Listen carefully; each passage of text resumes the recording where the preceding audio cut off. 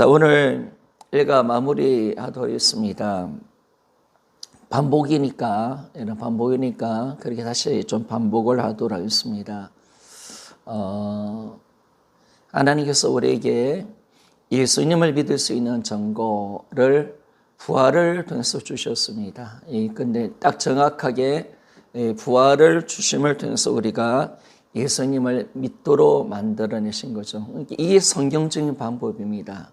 그래서 우리는 이제는 성경에 예언되어 있는 부활의 표적을 통해서 예수님을 정확하게 믿을 수가 있습니다. 하나님께서 구약에 선지자를 통해서 예언해 놓으셨고, 또 이분이 성자 하나님이 사람으로 오셔서 죽으시고 부활할 것이다.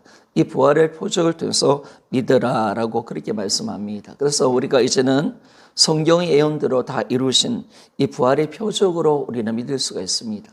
내 느낌 감정이 아니죠. 느낌 감정이 아니라 정확하게 부활의 표적을 통해서 우리가 예수 그리스도를 믿게 되었습니다. 그러니까 정확하게 이제 복음이 뭐냐라고 했을 때 고린도전서 15장 3절 4절입니다.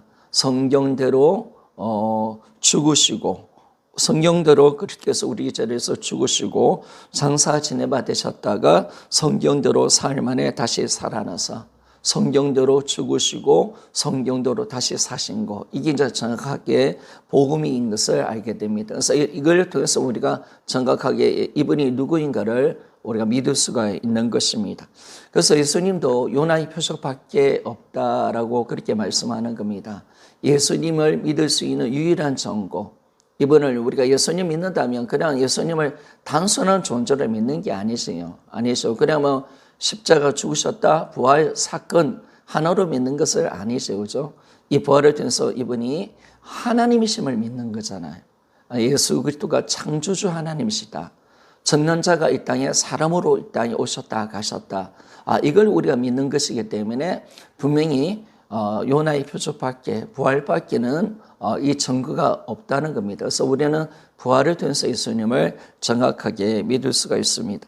그러면 우리가 7페이지 보면 성경이 어떻게 예언되어 있는가 우리가 계속 나눠봤는데요. 성자 하나님이 사람으로 이 땅에 오실 것이다 예언되어 있는 겁니다. 이사야 9장 6절 말씀, 한 아기 한 아들 그리고 천사를 메었고 그리고 기묘자 모사고 전능자 하나님이시고 영존하신 아버지 평강의 왕이시다. 아기가 태어날 것인데 근데 이 아기가 어떤 아기냐, 천사를 메었고 기묘자 모사가 되시는 분이시고 전능자 하나님이시다. 영존한 아버지가 되시는 분이시다. 그리고 평강의 왕이시다. 그렇게 말씀을 이미 예언해 하고 있습니다. 이 예언은 뭐냐면 하나님이 창조주 하나님이 사람으로 이 땅에 오신다라고 그렇게 예언되어 있는 겁니다. 그리고 이분이 성자 하나님 이 땅에서 우리 인간의 죄에서 고난받고 죽을 것이다. 이사야 53장 5절 6절에 예언되어 있는 거죠. 그리고 세 번째 또 보니까 이 죽었던 예수님이 부활할 것이다. 성자 하나님이 죽었다가 다시 부활할 것이다. 이게 정확하게 시편 16편 10절과 이사야 25장 8절에 정확하게 예언되어 있는 겁니다. 구약이 그리스도를 예언한 책이니까 이걸 정확하게 우리가 상세하게 예언해 놨습니다. 그런데 예수님이 이 땅에 딱 오셔서 뭐라고 말씀합니까? 내가 구약에 예언되어 있는 바로 그리스도다. 바로 성경 예언된 그리스도가 나다라고 그렇게 밝혀내고 있는 것을 알 수가 있잖아요. 수가성 여인에게 분명히 내가 그다. 내가 너희들이 기다리고 있는 바로 성경에 예언되어 있는 그리스도가 나다라고 그렇게 분명하게 말씀을 하고 있습니다. 그래서 예수님이 이제 요한복음이라든지 복음서에 보면 계속 뭘 밝혀주고 있습니까? 왜 유대인들이 또 대제사장들이 서기관들이 왜 예수님을 십자가 못 박았던 이유가 뭡니까? 자꾸 청년이면서 사람인 주제에 하나님이라고 자꾸 말씀하니까 하나님과 나는 하나다. 그렇게 자꾸 말씀하고 있고 내가 또 하나님이 일하신 나도 일한다. 하나님을 친아버지로 그렇게 자꾸 부르니까 하나님 네가 하나님이 아니면서도 하나님이라 하니까 사람이 주지 하나님이라니까 신성 모독으로 예수님을 십자가에 못 박는 그런 결과들이 일어난 것을 우리가 알잖아요. 그래서 우리는 분명히 예수님이 자신을 누구라고 밝혔는가? 예수님은 자기 인식에 대해서 나는 창조주 하나님이시다. 성경에 예언되어 있는 그리스도신 것을 우리에게 정확하게 보여주고 있다는 겁니다. 이분은 그렇게 자신을 드러냈기 때문에 그 일 때문에 신성모독으로 십자가에 못 박혀 죽으셨다는 것을 우리가 복음서를 통해서 정확하게 볼 수가 있습니다. 그러면서 또 예수님이 어떻게 말씀합니까? 나는 온 세상 죄를 위해서 죽을 것이다. 이사야 53장 그 예언을 이루는 바로 그리스도시다. 여호와의 종이다. 라고 그렇게 우리에게 말씀하죠. 우리가 나는 구원자다. 라는 것을 분명하게 말씀을 하셨습니다. 그리고 세 번째, 나는 부활할 것이다. 라고 4번 이상 제자들이 계속 이제 가이사 빌립보 사건 이후부터 예수님은 끊임없이 내가 부활할 것이다. 내가 장로들과 대제사장들과 서기관들에게 고난을 받고 그리고 죽임을 당하고 제3일에 살아날 것이다. 라는 것을 정확하게 말씀을 하고 있습니다. 곧 이 말은 뭡니까? 내가 그리스도다. 내가 성경의 예언을 이루는 바로 그리스도라는 사실을 정확하게 그분이 주장을 하고 있는 것을 알 수가 있습니다. 본인이 그리스도라고 말씀하셨고 또 본인이 성경에 예언되어 있는 것처럼 내가 사람들을 위해서 죄를 위해서 고난받고 죽을 것이다. 이렇게 분명히 말씀하셨고 자신이 대속물로 내가 죽을 것이다 라고 분명히 말씀하셨습니다. 그리고 또 세 번째 자신이 다시 부활할 것이다 라고 그렇게 주장을 하고 있는 겁니다. 그러니까 예수님은 뭘 주장하신 겁니까? 내가 성경에 예언되어 있는 바로 그리스도시다. 내가 하나님이시다 라는 것을 계속 주장하고 있고 그 주장 때문에 예수님이 십자가에 못 박혀 죽으신 것을 성경을 통해서 정확하게 우리가 알게 되어지는 겁니다. 그러면 세 번째 성취죠. 성경은 이걸 딱 정확하게 보여주고 있죠. 구약의 예언, 그리고 예수님이 이 땅에 오셔서 자신이 어떤 존재인가, 자신이 바로 그리스도시다. 나는 많은 사람들의 죄에서 난 대속물로 죽을 거다. 나는 부활할 거다. 내가 내가 그리스도다라고 그렇게 밝혀냈습니다. 주장하셨습니다. 그러면 이게 진짜 이루어졌는가? 이걸 이제 성경은 정확하게 우리에게 보여주고 있다는 겁니다. 그래서 예수님이 성경 예언대로 죽으신 거죠. 십자가에 죽으실 때 어떻게 죽으셨나 보니까 다 이루었다라고 그렇게 말씀하시고 영원히 돌아가셨잖아요. 다 이루었다는 것은 성경의 예언을 다 이루시고 성경의 예언대로 죽으셨다라는 것을 주님이 분명히 말씀을 하고 있습니다. 그리고 두 번째, 성경의 예언대로 부활하셨다는 겁니다. 부활하셨다는 겁니다. 이걸 정확하게 성경은 보여주고 있죠. 막달라 마리아 또 엠마오도사의 두 제자 그리고 예수님의 제자들에게 11번 나타나시면서 자신의 부활을 정확하게 보여주는 사건을 성경 기록하고 있다는 것을 보게 됩니다. 그래서 예수님 부활이 진짜다, 실제다라는 것을 정확하게 우리가 알 수가 있습니다. 그래서 예수님이 그 성취를 통해서 보여주는 거죠. 내가 성경대로 죽고 그리고 성경대로 부활했기 때문에 나는 성경에 예언되어 있는 그리스도다. 나는 창조주 하나님이시다. 내가 인생의 주인이심을 정확하게 보여주고 있는 것을 알 수가 있습니다. 그런데 세 번째, 우리 11페이지에 보면 예수님의 제자들도 예수님이 부활하고 난 뒤에 믿었다. 지난주에 이 부분을 많이 다루었는데요.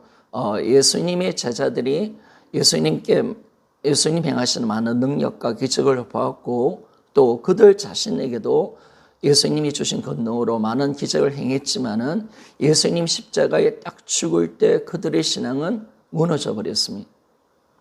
예수 그리스도를 믿는 데서 실패한 신앙으로 갔는데 그러나 정확하게 예수님이 3일 만에 부활하고 난 뒤에 이제 그들의 신앙이 온전한 신앙으로 들어가게 되고 흔들리지 않는 선교자의 믿음으로 들어가는 것을 알 수가 있습니다.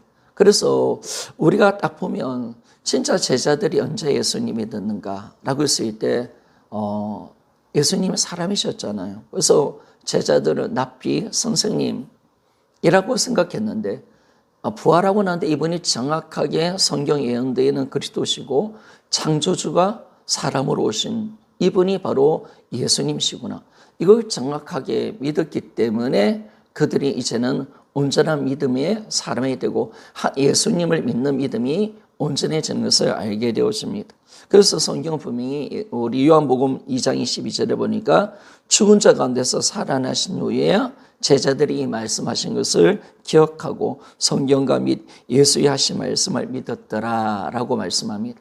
우리가 예수님 믿는다는 것은 결국 예수님의 말씀을 믿는 거잖아요. 그렇죠? 그래서 제자들도 진짜 예수님의 말씀을 언제 믿었는가?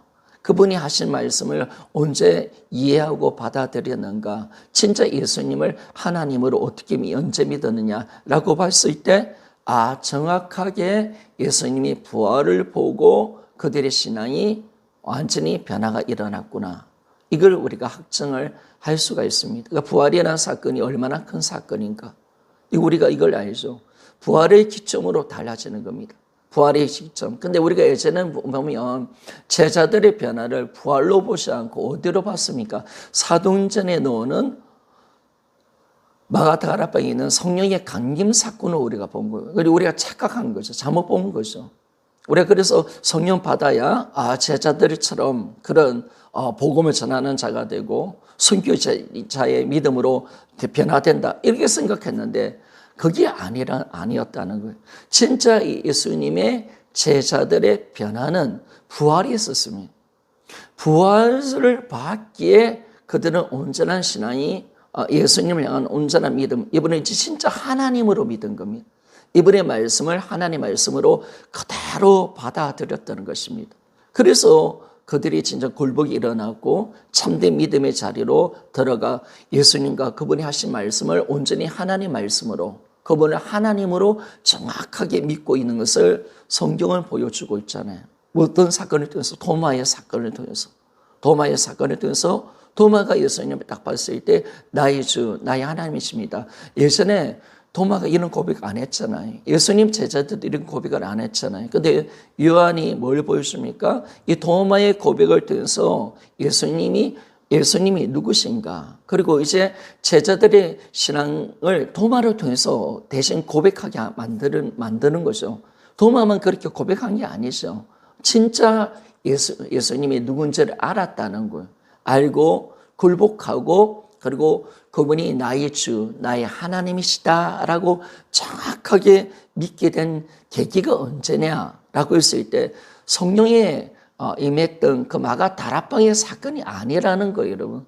그 전에 부활 사건이라는 거예요. 부활을 만나고 난 뒤에 제자들의 신앙이 완전하게 변화됐습니다. 온전한 신앙으로 변화되었다는 것을 우리가 알게 되는 거죠. 그래서 예수님 제자들도 부활을 후에 예수님을 정확하게 믿었습니다.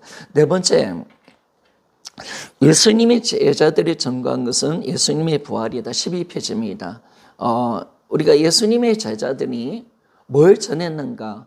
우리가 사도행전의 말씀을 쭉 보게 되시면 뭘 이야기하며 사도행전은 예수가 죽은 자가 돼서 살아나셨다. 이걸 말하고 있잖아요. 이분이 예언되어 있는 바로 그리스도시다. 창조주 하나님이시다. 라는 것을 정확하게 부활을 통해서 선포하고 있는 것을 알 수가 있습니다. 그래서 사도행전의 메시지는 뭐냐? 복음의 메시지. 그리고 이제 이 복음이 이방인들에게 선교로 나가잖아요. 베드로를 통해서 바울을 통해서. 그러면 뭘 전했느냐 했을 때 동일하게 예수의 부활을 통해서 이분이 참된 하나님이시다, 그리스도시다라는 것을 정확하게 선포하고 있는 것을 알게 되었습니다. 그래서 이 제자들이 진짜 부활을 받기에 그들이 전가한 것이 바로 부활이었다는 사실을 우리가 알게 됩니다. 그리고 마띠아 사도를 세울 때도 예수님과 함께 다니고 그리고 부활을 받던 그 사람을 사도를 세웠습니다. 그럼 예수님의 사도는 누구냐? 어떤 사람이냐? 그리고 사도를 왜 세우느냐? 딱 보니까 예수님의 사도의 자격이 뭐냐? 예수님과 함께 초기 때부터 다 같이 다녔고 살았고 같이 살았고 예수님을 다 처음부터 봤던 사람, 그리고 예수님의 부활을 정확하게 만난 사람이 사도였다. 그리고 이 사도를 세운 이유가 뭐냐면 이 부활을 전하기 위해서 이 사도를 세웠다라는 것을 알게 되었습니다. 그래서 사도의 자격이 어디 있느냐? 바로 부활이 있었습니다. 그리고 사도들이 뭘 전했느냐라고 했을 때 사도들은 다른 것을 전한 게 아닙니다. 복음을 전했죠. 어떤 복음? 부활을 전한 겁니다. 부활을 통해서 이 예수님이 죽고 죽은 자 가운데 살아나셔서 이분이 바로 그리스도시다라는 것을 전한 거죠. 그래서 예수님의 제자들이 사도행전에 뭘 전했는가 자세히 딱 보니까 사도행전 2장 32절에 보니까 우리가 이 부활의 증인이다라고 또 말씀하고 있고, 사도행전 3장 14절 15절에 보니까 너희들이 생명의 주를 죽였지만은 하나님이 죽은 자 가운데 살리셔서 우리가 이 일의 증인이다. 끊임없이 그들이 우리가 예수님의 부활의 증인이다. 부활하셨다. 그리고 우리가 증인이다. 이걸 계속 전하고 있는 겁니다. 그들은 증인으로서 예수의 부활을 전하는 겁니다. 예수님을 죽은 자 가운데서 살려내셨다. 그런데 우리가 봤다. 우리가 증인이다. 이걸 계속 선포하고 있다는 겁니다. 그래서 그들은 증인으로서의 복음을 전한 겁니다.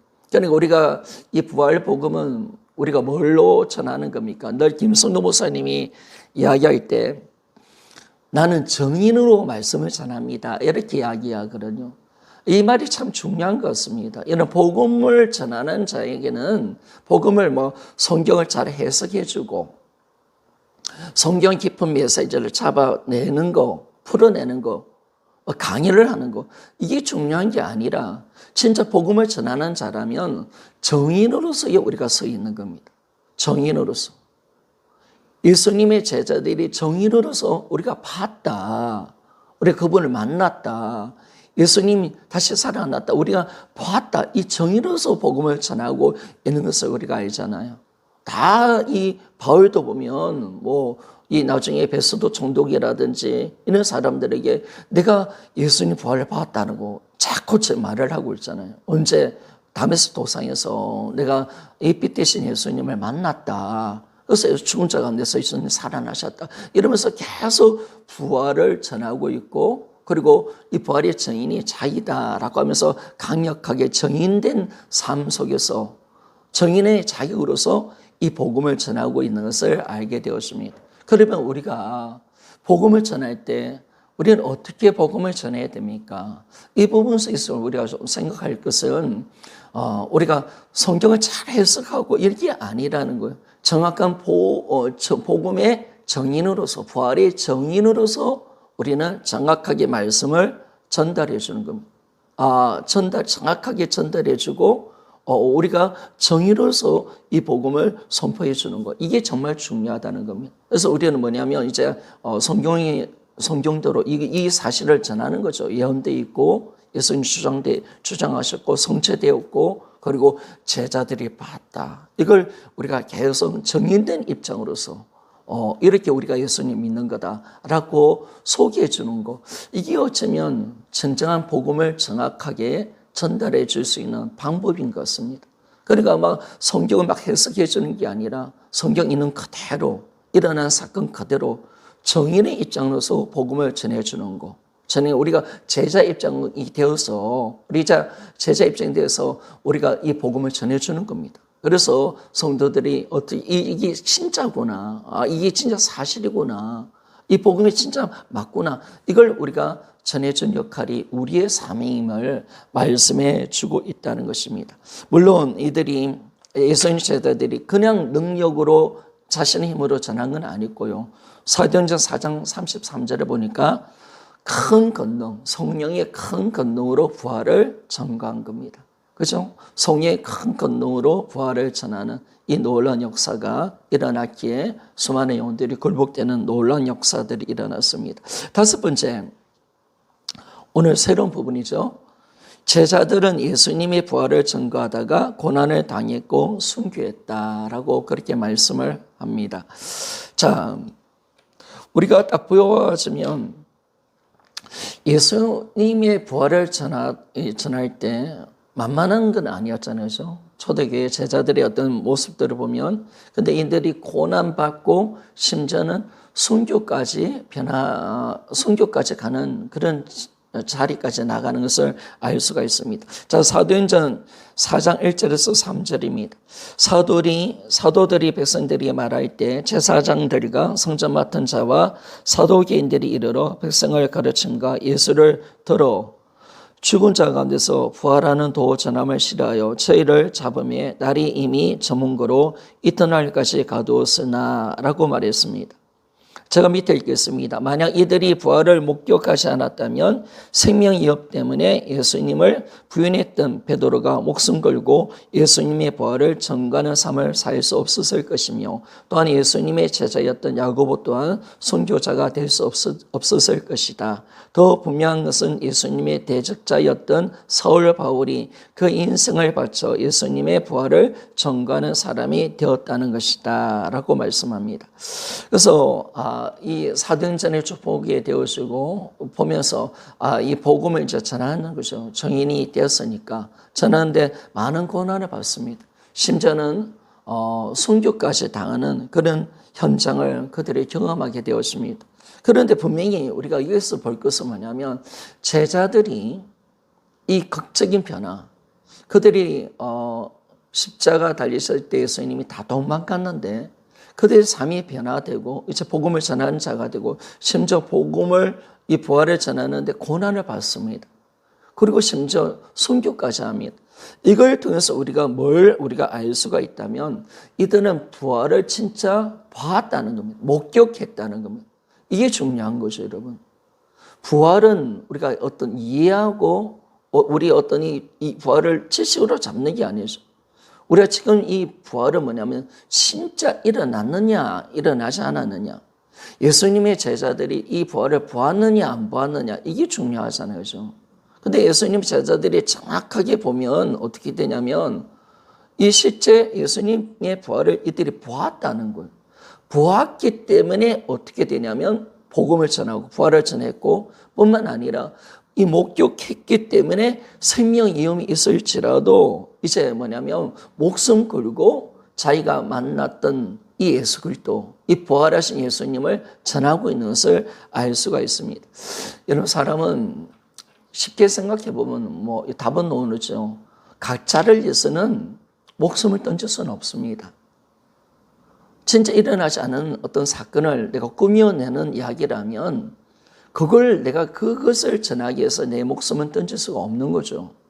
그런데 이들이 목숨을 던졌다, 그리고 이들이 정말 순교까지 했다라는 이 사실이 뭘 보여주고 있는 것입니까?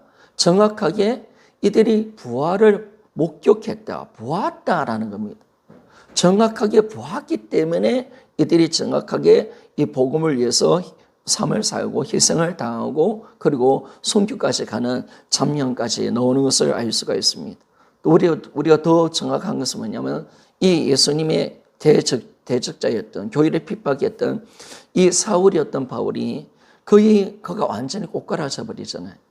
이 변화, 사울의 변화, 이것이 얼마나 우리에게 뭘 보여주냐, 예수님의 부활이 진짜이구나, 진짜 예수님이 부활하셨구나, 살아나셨구나, 바울도 예수님의 부활을 보았구나, 이걸 우리에게 정확하게 보여주고 있습니다. 이 예수님의 제자들의 이 변화, 이 복음 전고, 고난, 순교는요, 어떤 것으로 설명할 수가 없습니다. 이들의 이 강력한 변화, 이들의 진정한 삶의 변화가 어떻게 이 짧은 시간에 이런 변화가 일어날 수 있을까? 그리고 이들이 어떻게 주님을 버렸던 그 사람들이 이제 주님의 부활을 전하고 그리고 부활을 위해서 목숨까지 던지는 그 모습을 딱 보여줄 때, 이들을 통해서 우리가 뭘 알 수가 있느냐? 정확하게 알 수 있는 것은 예수님 부활이 진짜 일어난 사건이다 라는 것을 알 수가 있는 거죠. 자, 사도행전 12장 1절에서 2절입니다. 같이 한번 읽어봅시다. 시작. 그때 헤롯 왕이 손을 들어 교회 중 몇 사람을 해하려 하여 요한의 형제 야고보를 칼로 죽이니라고 말합니다. 이제 12장부터는 스데반이 먼저 죽었고요. 7장에 사는 7장에 그리고 이제 야고보 죽고 이제 교회 대대적인 핍박이 시작되는 것을 우리가 알고 있잖아요. 근데 분명히 사도였던 야고보가 복음을 전하다가 죽은 겁니다. 헤롯 왕에 잡혀가지고 그런 일들이 일어났고요. 그리고 또 사도행전 9장 20절에서 22절 말씀을 우리 한번 봅시다. 적시로 각 해당에서 예수의 하나님 아들이심을 전파하니 듣는 사람이 다 놀라 말하되 이 사람이 예루살렘에서 이 이름을 부르는 사람을 잔해하던 자가 아니냐. 여기 온 것도 저희를 결박하여 대제사장들에게 끌어가고자 함이 아니냐 하더라. 사울은 힘을 더하러 예수를 그리스도라 전명하여 다메섹에 사는 유대인들을 굴복시키니라 라고 말씀합니다. 바울의 이 변화, 바울이 복음 전한 그가 우리에게 뭘 보여주냐면 이 예수 그리스도의 부활이 진짜임을 말씀해 주고 있잖아요. 바울이 딱 주님을 만나고 난데 아나니아를 통해서 안수하고 난데 이제 수일을 지나고 바로 예수 그리스도가 누구인가를 선포합니다. 바로 예수 그리스도가 하나님 아들이심이 선포하고 있고 또 예수 그리스도를 그리스도라 전명하였다라고 그렇게 말씀합니다. 분명한 것은 바울이 복음을 전하고 있다는, 부활을 전하고 있다는, 이 복음의 대적자였고 예수를 대적했던 이 바울이 도리어 이제 놀라운 변화가 일어난 거죠. 변화가 일어나서 바울이 이제 복음을 전한, 예수의 부활을 전하는 자가 되었다는 사실을 우리에게 말씀해 주고 있습니다. 그러면 우리는요, 왜 3번, 4번, 5번 우리가 예수님의 제자들이 부활을 통해서 예수님 믿었다. 그리고 예수님의 제자들이 정관성 부활이다. 4번째, 또 5번째 예수님의 제자들은 예수님 부활을 전하다가 고난받고 순교했다. 다 순교했겠죠. 그죠? 사도연까지 생각해 보면 사도연도 사실 순교자죠. 다 12명이 다 죽었다 보는 게 맞는 거죠. 그런데 왜 그들의 어떤 삶을 우리가 왜 보느냐라고 했을 때, 여러분 사실은 성경 예언되어 있습니다. 이 부활이. 그런데 이제 중요한 것은 진짜 부활이 일어나느냐 안 일어나느냐, 이것이 중요한 거잖아요. 그러니까 우리 믿음은 어디 있느냐? 진짜 부활이 사실이면 믿는 거고 부활이 진짜가 아니면 안 믿는 겁니다. 그러니까 부활은 하나님의 선부서였습니다. 하나님의 선부서이기 때문에 이 부활이 실제로 일어났다면 예수는 하나님이십니다. 그리고 그분의 모든 말씀은, 성경의 말씀은 하나님 말씀입니다. 그러면 예수님이 하나님이시면 하나님의 실존이 이루어지고 영원한 것이 실제입니다. 모든 말씀이 실제입니다. 우리는 이것을 그대로 부활을 통해서 예수님이 하나님이시라는 것이 증거될 때 우리의 모든 신앙은 그 자리로 들어가는 겁니다. 그리고 만약에 부활이 안 일어났다면 모든성 없는 것입니다. 모든성 없는 것입니다. 그러면 이게 이제 우리가 봐야 되느냐? 부활이 진짜 일어나느냐, 안 일어나느냐? 이걸 우리가 이제 알아가는 거죠. 그런데 사실은 우리 2000년 전에 못 돌아가잖아요. 못 돌아가는데 그런데 예수님의 부활을 봤던 정인들이 있잖아요. 정인들이 누굽니까? 가장 예수님 가까이 있었던 정인이 누굽니까? 예수님의 제자들이었죠. 그러면 예수님의 제자들이 진짜 가짜를 말하느냐, 진짜를 말하느냐, 이걸 이제 우리가 알아갈 수밖에 없는 거죠, 여러분. 진짜 이들이 이제 우리가 예수님 부활을 전가할 때 제자들은 직접 목격해서 예수님 부활을 그들이 믿었고요. 그리고 그 당시에 사람들은 이 제자들이 정인을 통해서 복음 전도를 해서 그들이 믿었고, 이제 후세대 우리는 어떻게 믿습니까? 이 제자들이 남긴 성경의 말씀을 통해서 성경을 통해서 우리는 예수님을 부활을 믿고 그분을 우리가 하나님으로 우리가 이제 온전한 믿음으로 들어갈 수 있는 거죠. 자, 그러면 여기서 우리가 볼 것은 왜 3번, 4번, 5번을 왜 제자들을 우리가 다룰 수밖에 없느냐라고 했을 때 이 부활이 실제냐 아니냐 이 문제입니다. 여러분. 그런데 우리가 왜 부활이 진짜인가? 우리는 어떻게 예수님을 믿는 겁니까? 우리가 예수님을 어떻게 믿어요? 사실은 제자들을 통해서 믿는 겁니다. 여러분. 사도들을 통해서 믿는 겁니다. 제자들을 통해서 우리는 예수님을 믿는 거죠. 왜? 믿는다는 것은 부활을 통해서 믿는 거잖아요. 그러면 우리는 제자들의 진정, 이 제자들이 남긴 이 글을 통해서 믿는데, 근데 이 글이 진짜냐 아니냐, 신뢰할 만하냐라고 했을 때 우리는 이 정인의 말이 신뢰하느냐라고 했을 때 그러면 정인들이 신뢰할 만한 정인이냐라는 것을 우리가 살펴보는 거죠. 그런데 놀라운 것은 제자들은 부활을 전했을 때 이 부활이 진짜 부활했다, 예수님 부활했다 이 사실을 정인했던 제자들인데, 근데 우리가 지금 3번, 4번, 5번을 우리가 살펴보면서 뭘 우리가 알 수 있냐면 예수 그리스도의 제자들의 정인이 진짜라는 것을 우리는 확신할 수밖에 없다는 거예요. 우리는 믿을 수 있다는 거예요. 왜냐하면 그들이 변화되었죠. 그리고 그들은 부활을 전했습니다. 그리고 그들은 그들의 삶을 통해서 예수님의 부활을 드러냈습니다. 이 복음 때문에 고난받고요. 그리고 심지어 이 부활이 진짜임을 무엇으로 보여주느냐? 순교를 통해서 보여준 겁니다. 자신의 순교를 통해서. 그러니까 하나님이 이 정인들의 말이 진짜임을 뭘로 보여주느냐? 그래서 부활의 정인들은 어디로 가느냐? 순교 자리로 가는 거예요. 죽음만큼 강력한 메시지가 어디 있습니까? 그러니까 이 가짜를 해서는 죽을 수 없잖아요. 그러니까 그들이 목숨 걸고 이 부활을 전했습니다. 그리고 부활을 전한다고 해서 결국 모든 걸 다 잃어버렸고요. 다 포기했고요. 영원한 것을 위해서 그들은 살았고요. 뿐만 아니라 진짜 이 부활을 전하기 위해서 그들은 순교까지 당했습니다. 그러면 여러분, 일어나지 않는 사건을 위해서 이 자신의 생명의 위험을 경험하고 그리고 목숨까지 걸 수가 없지 않습니까? 그렇기 때문에 우리는 정확하게 이 제자들의 순교를 통하여서 예수 그리스도의 부활이 진짜임을 확증하는 겁니다. 그리고 초대교회 성도들의 모습들을 통해서, 신앙을 통해서. 사실 여러분, 만약에 예수님의 제자들이 부활을 봤다고 목격을 했다고 우리에게 글을 남겼다 합시다. 그런데 또 그들의 삶의 모습들을 딱 보니까 성경이 그런 모습이 있다 생각합시다. 삶의 모습 보니까 제자들이 복음도 안 전했어요. 그리고 다 자기가 주인되어 살았어. 영원한 것을 살지도 않아. 그리고 다 잘 먹고 잘 살고 이렇다면, 이렇게 해가지고 부활을 전했다면 여러분 그 부활을 믿을 수 있겠습니까? 자기도 안 믿었던 이 부활을 전했을 때 예수는 부활했다. 그러면 믿을 수가 없는 거죠. 그런데 예수님의 제자들의 삶의 모습, 변화의 모습, 그들이 추구했던 방향들, 그리고 부활을 전했던 모습, 그리고 심지어 이 부활을 전하면서 복음을 전하여서 순교까지 했던 그 삶 자체가 그들이 부활의 정인이라는 거예요.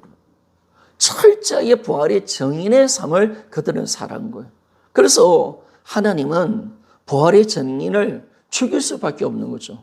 진짜 부활의 정인이 누구냐 했을 때 자기가 전하는 복음에 목숨을 던질 수 있는 사람, 진짜 부활을 받기에 정말 죽음을 두려워하지 않는 사람, 그걸 통해서 우리에게 하나님의 이 말씀이 진짜다, 제자들이 보았던 부활은 진짜다라는 것을 우리에게 말씀해 주는 겁니다. 그래서 우리는 제자들을 통해서 우리가 예수님을 믿게 되는 겁니다. 예수님 제자들이 기록했던 이 글을 통해서 믿지만은, 그러나 이것이 신빙성이 있느냐 했을 때, 여러분 이것이 정인의 말이 신빙성이 있느냐, 이들의 삶과 이들의 모습과 어떻게 살았는가, 진짜 이들은 부활의 목숨 던졌는가, 부활을 믿었는가, 그리고 부활을 전한 데서 그들이 진짜 순교했느냐, 딱 보니까 진짜 이들이 순교를 통해서 이 부활이 진짜임을 우리에게 정확하게 말씀해 주고 있다는 것입니다. 그래서 우리가 제자들을 다룰 수밖에 없습니다. 아무리 구약에 예언되어 있고 그리고 예수님이 성취하셨다 하더라도 이 복음을 예언을 성취하셨다 하더라도 정인이 있어야 되잖아요. 그리고 2000년 후에 우리는 그 당시 돌아갈 수는 없으니까 하나님께서 정인을 세워서 기록을 남겨서 성경이랑서 기록을 남겨서 후세대에 예수님을 믿도록 만들어 주셨습니다. 하나님 역사의 기록으로 우리가 모든 것을 믿을 수 있도록 만들어 주었습니다. 그래서 제자들이 정말 중요한 역할을 하는 겁니다. 제자들이 정말 중요한 역할을 하는 거죠. 간혹가다 제가 우리 성도들에게 그렇게 이야기합니다. 우리 신앙의 모습으로 만약에 우리가 제자처럼 살았다면 이 복음이 전수가 될 수 있을까? 그런 이야기를 한 번씩 해봅니다. 그러니까 우리가 지금 이제 이 복음을 전수해야 되잖아요. 그죠? 전수를 어떻게 하느냐 했을 때 이런 동일한 거죠. 이런 부활의 정인이라면 그렇게 삶을 안 살면서 우리가 부활을 전한다. 누가 믿겠습니까? 부활을 전하는데 목숨을 두려워한다? 그리고 부활을 전하는데 영원한 것이 있다 하면서도 세상에 물질 취하고 돈 모으고 그러면 우리 말 믿겠습니까, 여러분? 안 믿죠. 그렇죠? 안 믿죠. 그리고 부활이 생명이다. 구원이다 하는데 전도도 안 해. 그러면 우리가 하는 말에 무슨 힘이 있겠습니까? 사실은 우리도 부활의 정인 아닙니까? 복음을 전하는 데서 우리를 통해서 드러나지 않습니까? 그러니까 목회자가 삶이 따라오지 않으면 자기가 전하는 복음에는 아무 힘이 없다는 것은 맞는 거예요. 그런데 예수님의 제자들은 정말 삶으로 부활의 정인으로서 삶을 살았습니다. 그거 우리가 봤다는 거예요. 자신들이 복음을 전할 때, 부활을 막 전할 때 우리가 근데 봤는데 이런 봤다고 막 떠들어 샀는데 얼마나 확신 있게 전했겠습니까? 죽음을 두려워하지 않는 거예요. 그리고 이 부활의 밖에 영원한 것을 위해서 살아가고 심지어 목숨까지 던지는 그 모습을 봤을 때 여러분 정말 놀랍게 이 부활을 안 믿을 수 있겠습니까? 사실은 부활을 받던 사람은 500년 형제밖에 없잖아요. 예루살렘 사람들은 예수님의 소식은 알고는 있었지만 사실은 이제 이방인들이 선교했던 그 현장들은요. 예수님 부활을 그들은 예수님 누군지도 몰랐어요. 몰랐고요. 그리고 예수님이 십자가 죽었는지 부활했는지도 몰랐어요. 그런데 제자들이 막 예수님 부활을 전해요. 그래도 꼬꾸라지는 거예요. 왜 그럴까요? 그들의 메시지가 너무 강력해서 그렇습니다. 그들은 철저히 부활의 정인의 삶을 살면서 강력하게 복음을 전하니까 아니 지금 유대인과 이스라엘 나라 밖의 사람들 아닙니까? 이들 유대인들이 아니잖아요. 헬라 사람들이고 예수님이 모르는 사람이고 하나님이 안 믿었던 사람인데도 그 이방인들에게도 강력한 부활의 정인의 삶을 살면서 복음을 전했을 때 이제 교회들이 막 세워지고 믿는 무리들이 일어나는 것을 우리가 알 수가 있잖아요. 이런 걸 보면 우리가 정말 삶이 얼마나 중요한가 그리고 그들이 얼마나 부활에 미쳐 있는가 이걸 우리가 알고 그리고 그들은 결국 순교하면서까지라도 자신이 전한 메시지가 진짜임을 보여준 겁니다. 제가 목사님들하고 북의 목적교회 목사님들하고 춘천함만교회 갔을 때 춘천함만교회에 강현식 목사님이 저희들을 이제 이렇게 강의를 2번 했는데 마지막 날 이제 같이 또 강의를 하면서 이분이 참 처음부터 부활을 다 풀어내시더라. 한 2시간 정도 풀어내시더라. 계속 일방적으로 이야기하시고 우리는 듣기만 했는데 나중에 딱 어떻게 이야기하냐면 우리가 부활을 어떻게 믿냐. 믿을 수 없는 사건이지 않냐. 그런데 그렇기 때문에 하나님이 마지막 방법을 선택하셨다는 거예요. 그래서 예수 그리스도의 제자들을 죽일 수밖에 없었다는 거예요. 이들이 안 죽으면 못 믿으니까. 믿을 수 없는 사건이고요. 부활이 일어날 수 없는 사건이죠. 이해가 돼서 믿는 건 아니잖아요. 여러분. 우리가 부활이 이해가 돼가지고 믿는 수 있는 것은 없잖아요. 그런데 우리가 믿는 것은 진짜 살아나셨으니까 믿는 거지. 그게 내 머리로 이해가 되고 내 생각으로 받아들여지니까 된다. 인간은 그런 존재가 아니잖아요. 여러분. 이성에도 안 맞고 논리에도 안 맞고 아무것도 안 맞고 있잖아요. 그런데 우리가 부활을 믿을 수밖에 없는 것은 이것이 실제 사건이기 때문에 그렇습니다. 진짜 일어난 사건이기 때문에 그렇습니다. 그래서 우리는 받아들이는 거죠. 그런데 우리가 인간적으로 논리는 부활을 못 믿습니다. 받아들일 수 없는 거죠. 그래서 하나님이 어떻게 일을 하시냐. 이 복음이 전수되고 계속 복음이 온전하게 보존되게 하기 위해서는 정인들을 하나님께 세워서 이들을 철저하게 부활의 정인으로서 세워서 우리에게 복음을 전달했다는 것. 어떻게? 이들을 죽이기로 작정하신 것. 죽어야 이들의 말이 진짜임을 확증해 주니까. 그래서 어쩌면 예수님 당시에 초대교회 성도들이 핍박이 있었던 이유가 뭐냐면 우리 때문에 그런 거예요. 기독교 전해가지고 잘 먹고 잘 살았다, 부활했다 이러면 믿어지지가 않는 거예요. 그런데 예수님 제자 다 죽었어. 그리고 초대교회 성도들도 처음부터 핍박 속에 들어가고 순교의 현장 속에 바로 들어가 버린 거예요.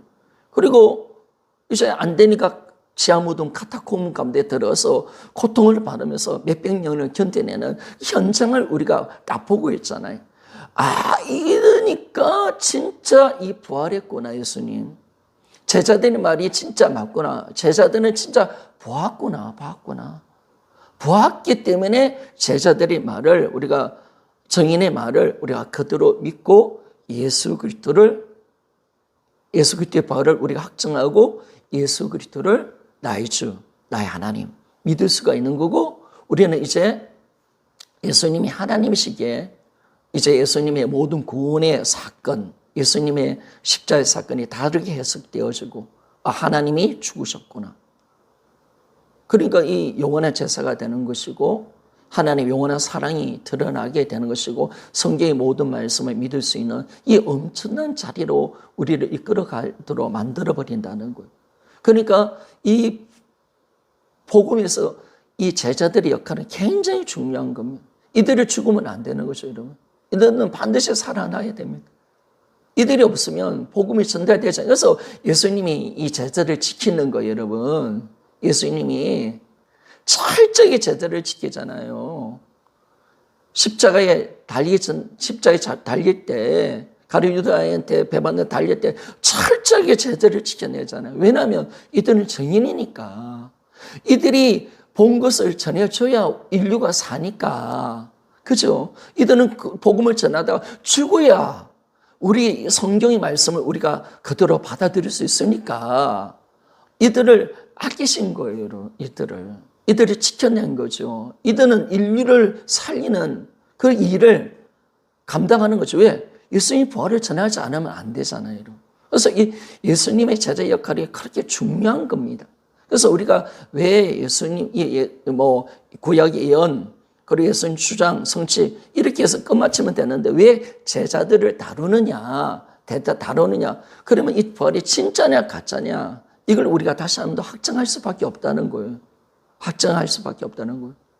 근데 제자들의 변화, 그리고 복음 전도, 부활을 전하는 모습, 심지어 고난과 선교까지 가는 그 현장 가운데에서 하나님은 정확하게 이 정인의 말이 100% 신뢰할 만하다는 것을 우리에게 정확하게 말씀해 주면서 예수 그리스도의 부활을 우리가 그대로 정인의 말을 그대로 믿고 우리가 예수 그리스도를 나의 주 나의 하나님으로 믿을 수가 있는 거죠. 그러니까 우리는 제자들을 통해서 제자들이 기록한 말씀을 통해서 우리는 예수님을 믿게 되는 겁니다. 하나님은 역사의 방법으로 예수님 믿도록 만들어내신 거죠. 실제 일어나는 사건을 믿어야 되니까 역사를 사용하신 겁니다. 정인을 사용하셨고 정의들이 남겨난 글을 사용해서 후세대 복음이 계속 전달되도록 만들어내신 거죠. 그죠? 만들어내신 거죠. 그래서 이 놀라운 하나님의 구원의 역사가 지금도 계속 펼쳐지는 것을 우리가 알게 되어집니다. 그래서 그 강현식 목사님 그렇게 마지막으로 이야기하는데 제자들이 왜 죽었는가? 왜 초대교회 성도들이 왜 그렇게 핍박을 받아야 되냐? 우리 때문이다. 그들은 죽어야 된다. 순교하지 않으면 그들의 말을 어떻게 믿냐? 그래서 하나님이 그들을 죽이시다 하는데 그때 성령이 임하시더라고요. 성령이 임하는데 눈물이 팍 터지더라고요. 야, 제자들이 우리 때문에 죽었구나. 하나님이 진짜 예수 그리스도의 부활의 진짜임을 제자들을 통해서 계속 글을 남겨야 되니까 이들을 죽이셨구나 라는 것을 알게 되도록. 그래서 또 뭘 깨닫느냐? 야, 내가 이제 부활의 증인이라면 나도 순교 자료로 가는구나. 이걸 딱 하나님께서 열어주시는 거예요. 진짜 우리는 안 믿잖아요, 여러분. 그럼 우리가 할 수 있는 것은 부활의 증인의 삶을 살아내는 것이고, 그리고 부활을 우리가 만난 증인이라면 당연히 우리가 전하는 복음에 목숨을 던지며 나가는 거. 이것이 우리가 가야 할 사명이구나. 부활의 증인은 순교자로 가는구나. 이걸 제가 정확하게 이제 본 거죠. 순교가 우리가 갈 길이구나. 우리는 죽어야 되는구나. 그래서 계속 복음이 선포되어지고 나가야 되는구나 라는 것을 알 수가 있습니다. 여러분, 우리나라 복음이 들어올 때 토마스 선교사님을 통해서 선교당하니까 얼마나 많은 사람이 죽었습니까? 왜 죽어야 됩니까, 여러분? 왜 죽어야 됩니까? 그들이 복음의 증인이기 때문에 죽는 거 아니겠습니까? 그런 순교 씨앗이 뿌려지지 않는다면 어떻게 우리가 예수님 말씀을 그대로 믿을 수가 있겠습니까? 사실 예수님 말씀은 인간적으로 믿기 힘든 말씀 아닙니까?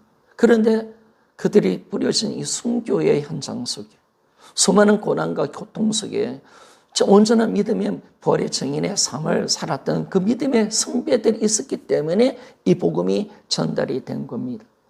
그런데 지금은 좀 심각하죠. 이 복음이 전달이 안 되는 이유가 어디에 있는 겁니까, 여러분? 우리가 이 부활의 증인의 삶을 살아내지 못하니까, 정말 우리가 순교자의 그 마음으로 살지 못하니까 복음이 전달이 안 되는 거예요. 그래서 저도 마찬가지지만 우리 성도들에게 당신이 만약에 전하는 복음을, 부활을 세상 사람들이 믿을 수 있겠느냐? 우리는 부활의 증인의 삶을 살아내고 있느냐? 내가 말한 말에 대해서 세상 사람 귀를 기울일 수가 있겠느냐?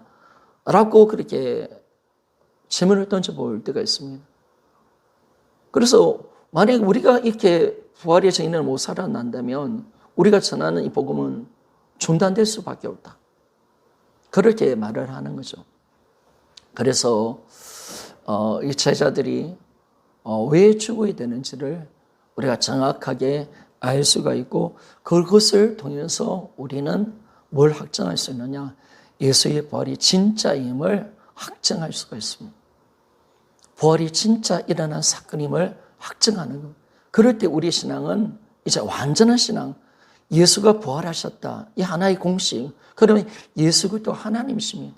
그러면 그분 성자 하나님이십니다. 그러면 이 모든 신앙의 문제가 다 해결되어 버리는 겁니다. 하나님 말씀이, 성경 말씀이 하나님 말씀이 되고 실제 말씀이 되고, 하나님이 인간으로 오셔서 십자가에 죽고 부활하셨다. 이건 구원의 완성을 이루는 사건이다. 이 비밀이, 십자가 비밀이 다 풀어져 버리고요. 영적 세계가 다 열려버리는 겁니다. 그렇기 때문에 이 부활 하나가 이렇게 중요하다는 사실을 우리가 알게 되어지고, 그리고 우리는 부활을 통해서 예수 그리스도를 믿게 되는 것을 알게 되었습니다. 그래서 예수님 제자들이 정말 예수님 부활을 봤느냐, 이거 안 봤느냐, 여기가 바로 하나님의 성부수였습니다. 그런데 우리가 예수님의 제자들의 변화, 전고, 순교를 통해서 예수의 부활이 확실하는 것을 우리가 믿을 수가 있는 것입니다. 그래서 우리는 다시 한번 이야기합니다. 예수님의 제자들을 통해서 예수의 부활을 정확하게 우리가 믿게 되어지고, 이제는 성경 말씀 그대로 하나님의 그 말씀을 그대로 우리가 받고 아멘하고 이걸 마음껏 부활의 사건을 통해서 우리가 믿고 누릴 수 있는 자리로 들어가게 된 것을 알 수가 있습니다. 자, 그래서 제자들이 정말 중요한 역할을 하고 있다는 것을 우리가 아는 겁니다. 그래서 우리가 이 부분이 좀 풀어져야 우리는 그냥 예수 믿으면 구원받는다 이렇게 해버리면 답이 없어요. 답이 없어요. 그런데 우리가 무엇으로 우리가 믿느냐? 우리가 어떻게 믿고 있느냐? 지금 성경의 말씀, 정인의 말씀인 기록된 성경의 말씀을 통해서 우리가 예수님을 믿는다.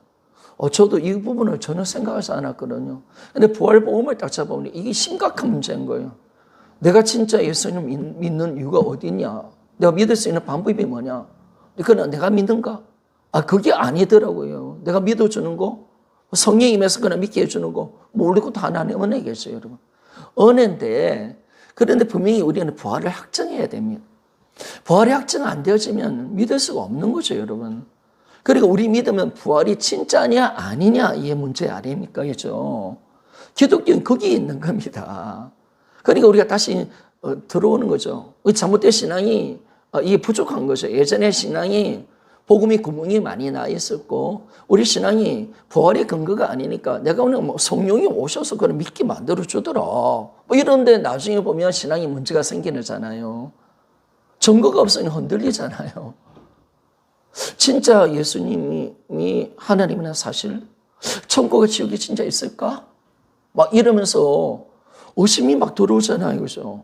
의심 막 들어오죠. 그래서 우리는 뭐예요? 더 의심 안 가시려고 더 기도하고 또 뭐냐면 천국과 지옥 갔던 사람들 막 간증도 없고 저도 최보라 목사님 교회 최보라 목사 예전에 천국 귀신 지옥 갔다 왔던 최보라 목사님 우리 교회에 모셔가지고 집회 타고 그랬는데, 그럴 때는 뭔가 있는 것 같아요.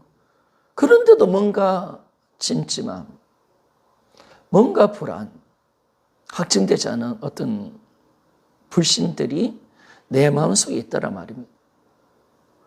근데 이게 당연한 거더라고요. 저는 이것이 제약인 줄 알고, 제가 더 성령 충만 받으려 했고, 더 이런 의심을 안 가지려고, 더 귀한 집회 참석하고 또 지옥 감정 예전에 또 예전에 박 장로님이지요. 박영우 장로님 그 동생분 그쪽 많이 왔지 않았습니까?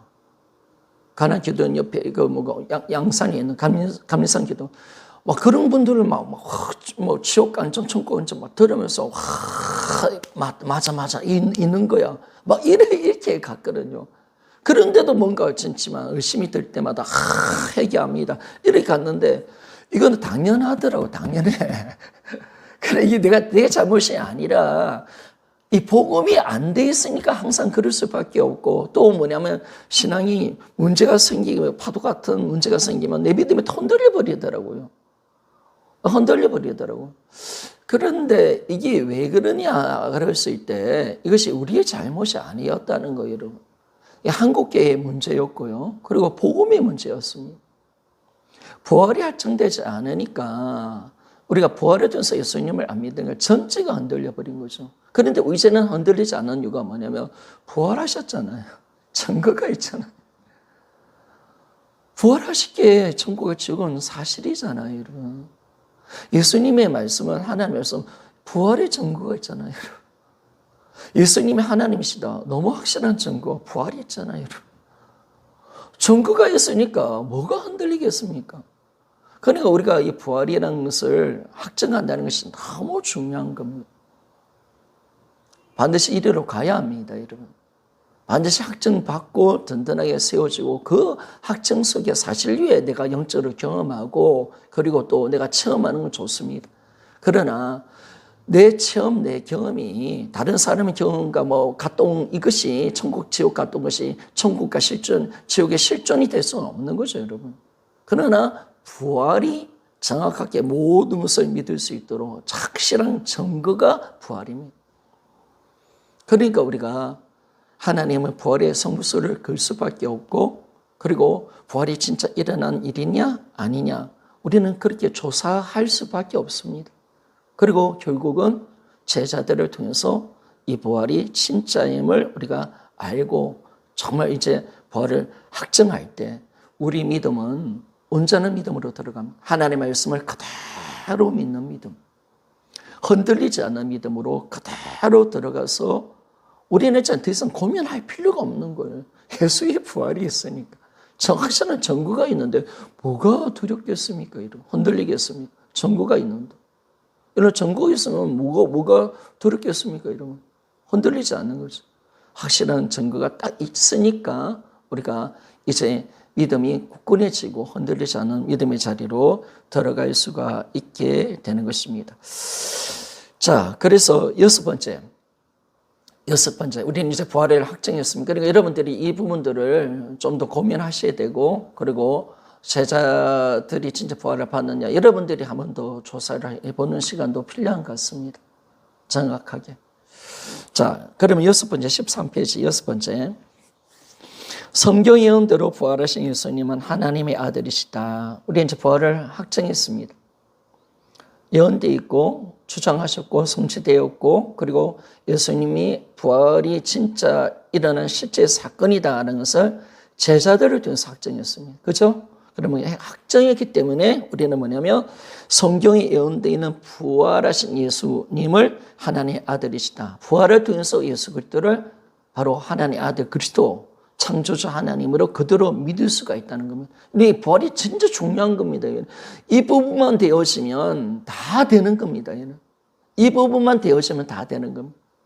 부활로 믿는 겁니다. 부활을 확증하는 겁니다.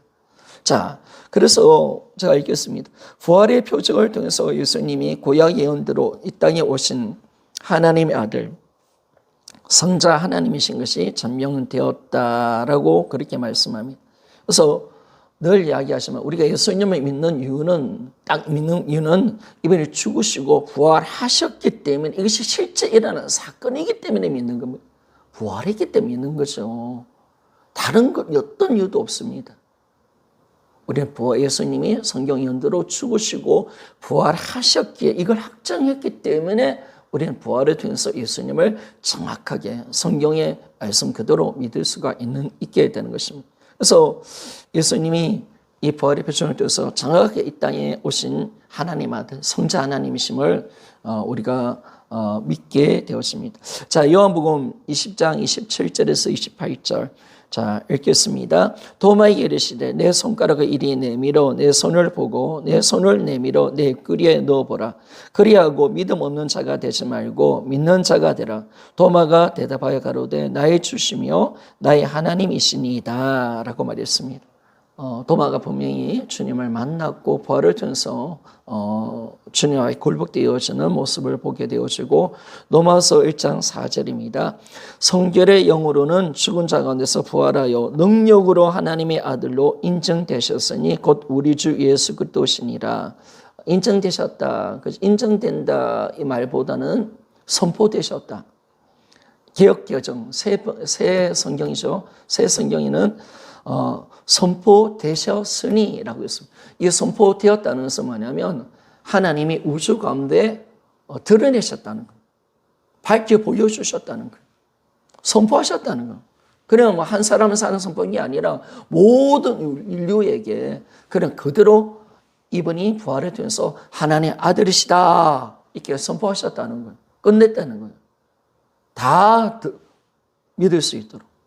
증거를 통해서 예수 그리스도가 하나님의 아들이시다라고 일방적으로 보이시고 선포하신 사건이 바로 이 부활 사건인 것을 알게 되었습니다. 그래서 우리는 성경 예언대로 우리가 부활하신 예수 그리스도를 정확하게 하나님의 아들로 믿을 수가 있게 되는 것을 알 수가 있습니다.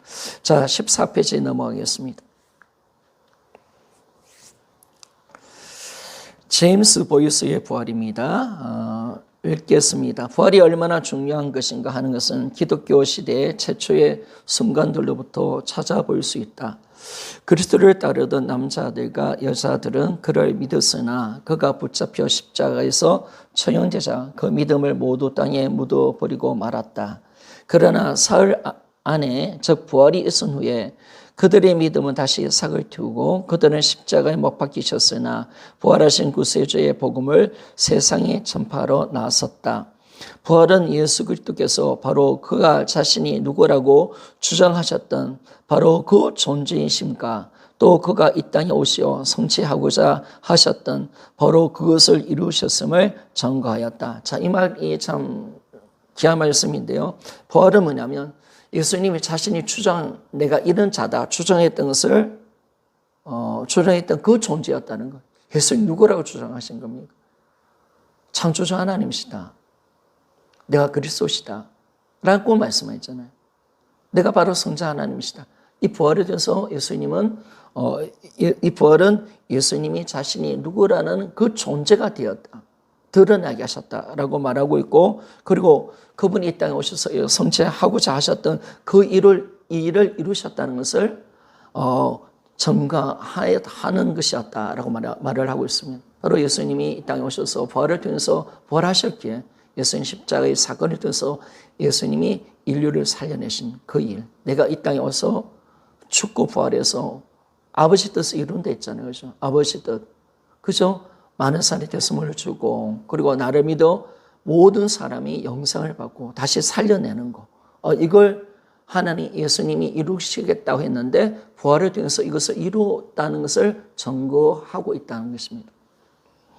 복음 전도자 토리는 예수 그리스도의 부활을 가리켜 기독교가 전가하는 것들을 굳게 지켜주는 견고한 요새요, 불신자들을 참패시키는 것이라고 하였다. 부활은 하나의 역사의 토대로서 기독교의 다른 모든 교리들이 이것을 기초로 하여 세워지며 이것 앞에 모든 의심이 비틀거리게 된다라고 말했습니다. 부활은 하나의 역사의 토대입니다. 그렇죠? 기독교는 부활의 역사의 토대 위에 세워져 있습니다. 그리고 다른 모든 교리도 부활 위에 세워져 있습니다. 많은 교리들이 있죠. 그죠? 구원 교리, 믿음 교리, 그죠? 여러 가지 이 기독교의 많은 삼위체 교리, 모든 교리들이 어디에 있느냐면 부활이라는 이 믿음 위에 교리 가운데 세워져 있다는 거예요. 부활이 무너지면 아무 교리도 이루어질 수가 없다는 거예요. 이루어질 수 없다는 거예요. 기독론, 그죠? 모든 신학이 바로 부활에 위에 세워져 있다는 사실을 알 수가 있습니다. 초기 그리스도인들이 믿었던 대로, 그리고 성경이 주장하는 대로 나사렛 예수께서 실제로 죽은 자 가운데서 살아나셨다는 것을 증명할 수 있다면 그리스도인들의 믿음은 난공불락의 토대 위에 서 있는 것이라고 할 수 있다. 자, 여러분, 우리가 진짜 부활이 진짜면, 진짜라는 것을 증명만 할 수가 있다면, 그렇죠? 그리스도인들의 믿음은 난공불락의 믿음이 됩니다. 흔들리지 않습니다. 사실 위에 세워져 있으니까. 그리고 예수 그리스도가 하나님이시라는 증거가 바로 부활이고, 그분의 십자가의 구원의 사건이 부활을 통해서 확정되어지니까 모든 교리가 부활을 통해서 확정합니다. 진짜 부활이 진짜 모든 것이 실제입니다. 진짜입니다.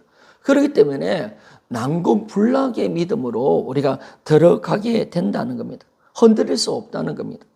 그래서 그것이 서 있으면 다른 교리도 서 있고, 반대로 부활의 교리가 넘어지면 다른 진리들도 넘어지는 것이다. 그러므로 사도 바울은 고린도전서 15장 14절에서 18절 말씀을 기록한 것이다 라고 말씀했습니다. 그래서 왜 바울이 고린도전서 15장 부활장을 이렇게 기록했는가? 부활이 없다면 제사함도 없고, 부활이 없다면 아무것도 없다고 이야기하잖아요. 우리가 고린도전서 15장에 보면 뭘 말합니까? 고린도 교회 지역에서 예수님 부활을 직접 부인한 건 아니었는데 죽은 자의 부활을 그들이 부인했습니다. 그랬을 때 바울이 뭐라고 말을 하고 있는 겁니까? 야, 너희 믿음도 헛된 것이다. 그리고 예수님의 십자가의 죽음도 헛되다. 그래서 너희들 제사함도 없다라고 그렇게 말씀하고, 복음 전하는 건 헛되다. 우리는 가장 불쌍한 자다.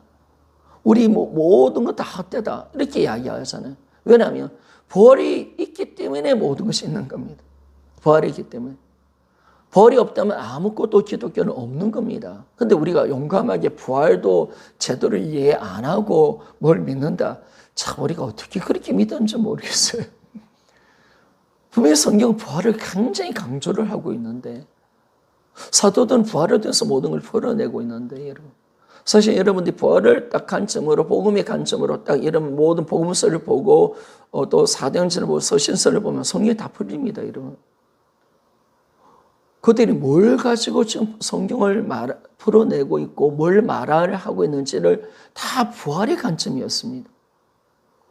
부활의 관점으로 모든 걸 다 풀어내기 때문에 여러분들이 부활을 딱 잡으면 그런 말을 많이 하죠. 성경이 열립니다. 성경은 진짜 열립니다. 이런 복음의 관점을 한번 성경을 읽어보십시오.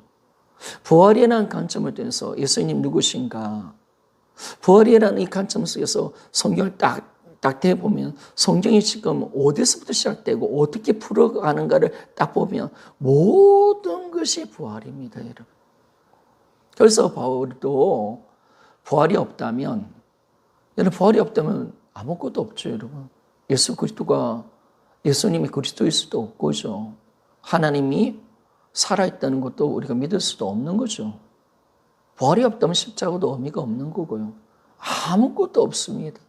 아무것도 없습니다. 다 성경 말씀도 우리가 이것이 하나님의 말씀이라 믿을 수 있는 증거는 없습니다. 우리 믿음조차도 우리가 존재할 수 없고, 그죠? 근데 부활이 없다면, 여러분 한번 생각해 보십시오. 부활이 없다면 어떻게 우리가 되는가? 부활이 없다면 진짜 아무것도 없습니다. 아무것도 제사함도 없고, 예수 그리스도가 하나님이라는 사실도 없고, 그렇죠? 한 사람이 죽음에 불과한 인간일 수밖에 없는 예수일 수밖에 없는 거죠. 부활하기 때문에 이분이 하나님이시고, 하나님이 죽었기 때문에 영원한 속죄가 되는 것이고, 그분의 피가 영원한 능력의 피가 되는 거고, 모든 인류를 살리는 피가 되는 것이고, 그 하나님이 죽었기 때문에 하나님이 자기 아들을 죽이신 그 사랑을 확정해 주는 거고, 사랑이 풀려버리고, 제3의 용서가 다 풀어지는 거죠. 영원한 것이 열려져 버리고 믿을 수가 있고, 이 모든 것이 부활이라는 이 표적을 통해서 우리에게 주어지는 겁니다. 물론 이 부분을 다시 다루겠지만은요. 그래서 우리가 이 부활이 얼마나 기독교에서 귀중한 위치에 있느냐, 하나의 어떤 요소가 아닙니다. 믿음의 요소가 아니에요. 부활은 전부고요. 가장 중요한 역할을 하고 있는 심장과 같은 역할을 하는 것이 부활이다라는 것을 우리가 알게 되었습니다. 자, 오늘 반복했기 때문에 오늘 짧게 마치겠습니다.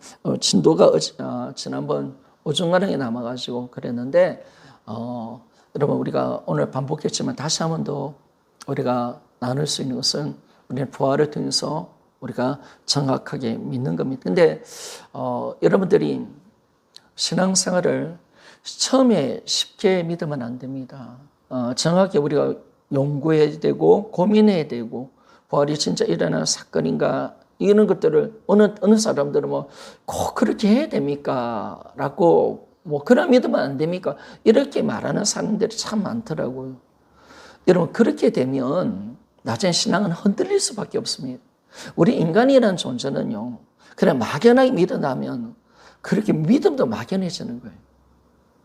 확증이 안 되는데 우리가 어떻게 믿어요? 인간이라는 존재, 논리적인 존재인데 진짜를 믿는 존재지. 안 그래요, 여러분? 그러면 이런 것도 없이 그냥 믿으면 안 돼요. 그게 복잡해, 부활 복음은요. 아쉽게 그러면 믿으면 나는 그냥 믿었는데요. 근데 여러분, 그냥 믿었네요 하는 사람들은 믿음을 조사해 보세요. 대충 믿고 있습니다, 여러분. 대충 믿고 있습니다. 믿음이라는 것이 내가 진짜 한 존재를 믿고 신뢰하고 받아들인다, 내 인생을 던진다 했을 때 그 존재가 여러분 진짜가 아니라면 어떻게 믿을 수 있습니까? 믿을 만한 존재가 아니라면 그 사람 믿겠습니까, 여러분? 우리가 돈을 만약에 10억을 갖고 있는데 어디에 은행이라든지 새마을금고에 맡긴댔을 때 그 은행이 믿을 만한 증거가 없다면 어떻게 맡깁니까? 근데 우리 은행에 팍팍 맡길 수 있는 것은 뭐냐면, 은행을 국가에서 책임져 주니까, 너무나 확신을 있으니까 맡기고 자는 거 아니겠습니까? 우리가 좋아하는 돈을 이러면 이거 세상 사람들 생명보다 더 귀한 이 돈을 맡기지 않습니까? 근데 믿을 만하니까 맡기는 거지 않습니까? 편하게 잠을 자는. 그러면 우리가 신앙을 맡기고 우리 자신을 드리는 거, 그분께 헌신하는 건데, 우리가 대충 믿고 대충 우리가 알고 그렇게 했을 때 그분을 진짜 신뢰할 수 있을까? 종교적인 행위는 할 수가 있겠죠, 여러분. 막연하게 그냥 천국 가고 싶어서 믿는 믿음을 만들어낼 수는 있겠죠. 그죠? 구원의 티켓 정도는 받아들일 수 있는 거죠.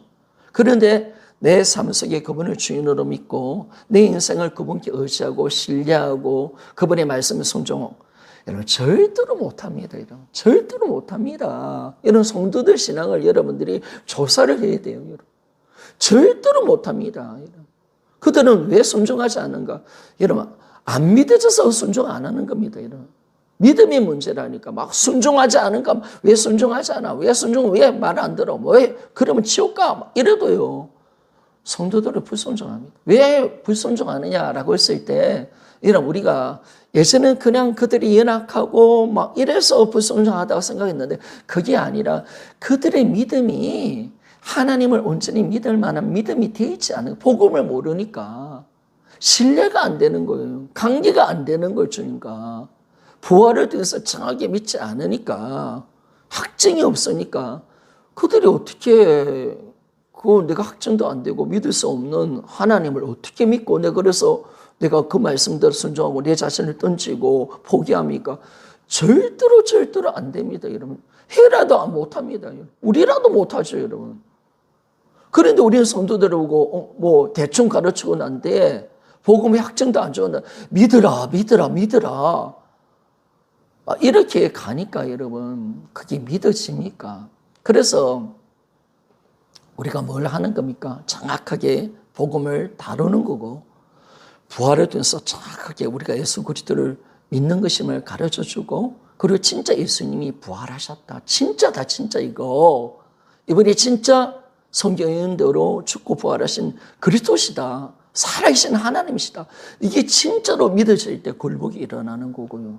진짜로 믿어지니까 하나님 말씀에 순종하는 거고요. 진짜로 믿어지니까 기도로 맡기는 거고요. 어느 고난 속에서 역경 속에서 이겨가는 신앙으로 들어가는 거죠.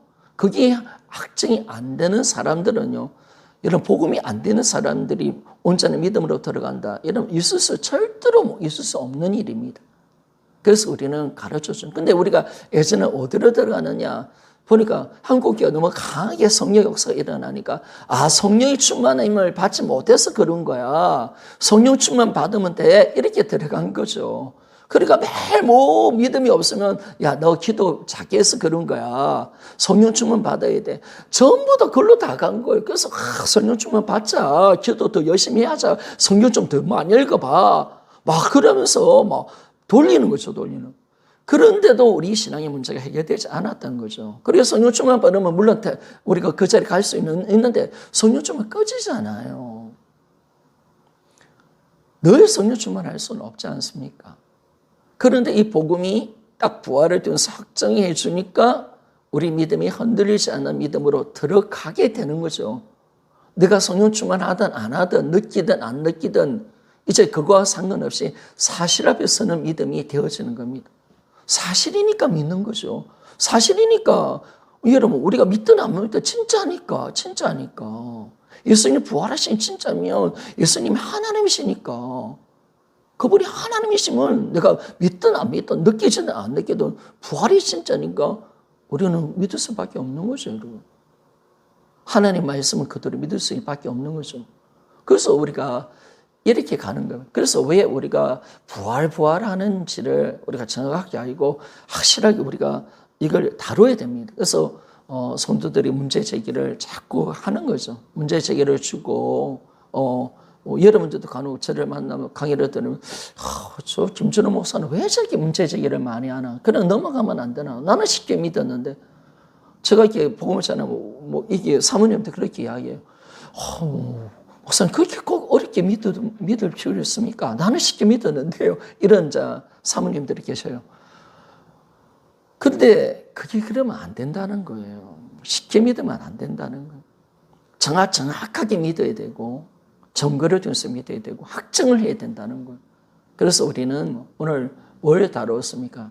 저와 여러분들이 제자들의 변화와 그리고 그들의 복음 전도 그리고 순교의 이 모습을 통해서 이들이 진짜 제자들이 예수의 부활을 보았구나. 이들의 증인이 진짜구나. 이걸 확증했지 않습니까?